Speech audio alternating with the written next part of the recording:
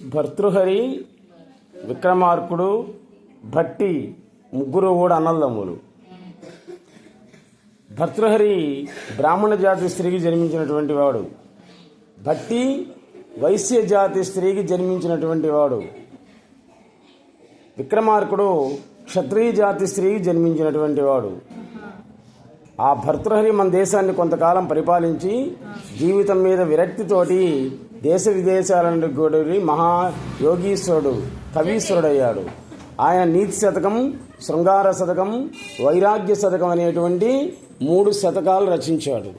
వాటిల్లో నీతి శతకం అనేటువంటి దాని నుండి తీసుకోబడినటువంటివి మహావాక్యాలు, నీతి శతక సూత్రాలు. ప్రతి నిత్యం కూడా అందరూ కూడా స్మరించదగినటువంటివి. జయంతితే సుకృతినో రససిద్ధాః కవీశ్వరాః నాస్తి యేషాం యశః కాయే జరామరణజం భయం. పుణ్యాత్ములైనటువంటి రససిద్ధులైనటువంటి కవీశ్వరులకి జరామరణ భయం అంటే ముసలితనం, మరణం అనేటువంటి భయం ఉండదు అని చెప్పాం. మనకైతే ముసలితనం, మరణం అంటే భయం సామాన్యులం కాబట్టి మహాకవులకి ముసలితనం అన్నా కానీ, మరణం అన్నా కానీ భయం ఉండదు. దానం భోగో నాశః తిస్రో గతయో భవంతి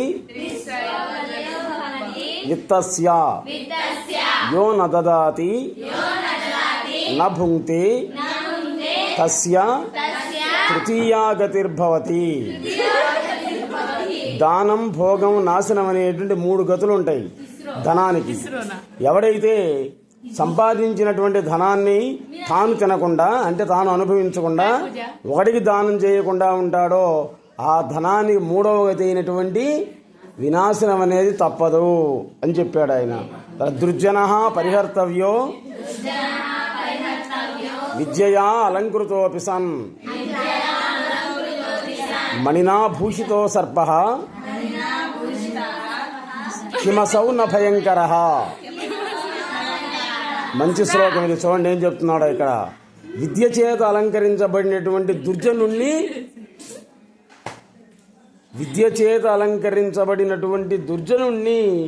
ఎప్పుడూ కూడా వదిలేయాలి. విద్య మంచిదే, కానీ ఉన్నటువంటి వాడు దుర్జనుడైనప్పుడు మనం వచ్చింది దేనికోసం అంటే విద్య కోసం వచ్చావు కాబట్టి అలాంటప్పుడు అతన్ని మనం వదిలేయాలి. ఎలాగా?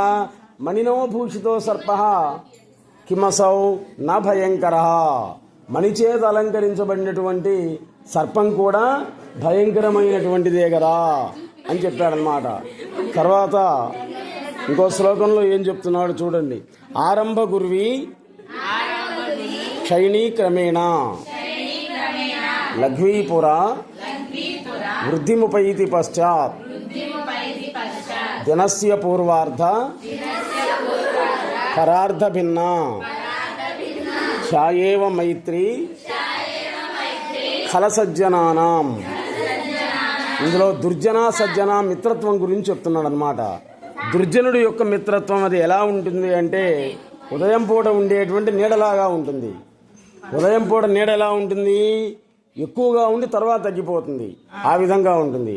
కానీ సజ్జన స్నేహం అనేది మధ్యాహ్నం పూట ఉండేటువంటి నీడలాగా ఉంటుంది అని చెప్పాడు. ఇంకా సంపత్సు మహతాం చిత్తం భవేదుత్పల కోమలం ఆపత్సు చ మహాశైల శిలా సంఘాత కర్కశం.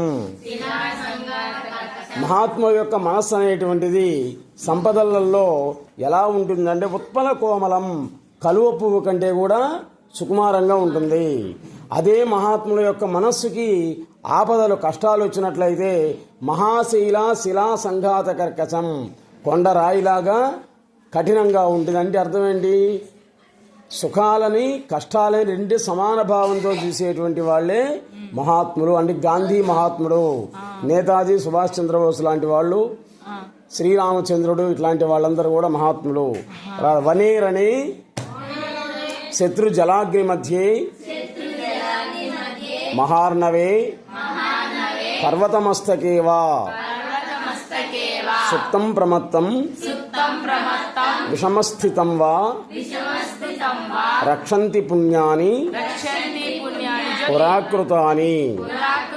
నీకు చదువు రావాలన్నా కానీ, రాకుండా ఉండాలన్నా, మార్కులు రావాలన్నా, రాకుండా ఉండాలన్నా, జైలు శిక్ష, మరణ శిక్ష, ప్రతి మాన అవమానాలన్నీ ఏది రావాలన్నా పోవాలన్నా కానీ పూర్వజన్మలో చేసినటువంటి సుకృతాలే.